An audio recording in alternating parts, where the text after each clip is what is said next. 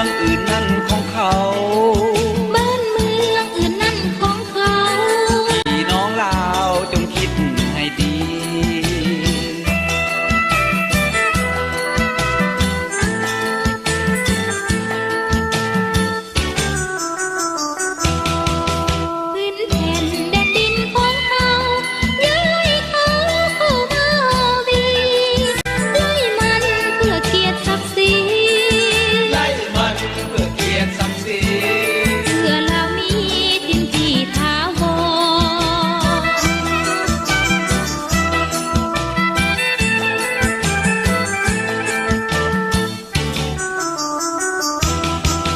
ฟังก่อนอย่านอนหลับฝัน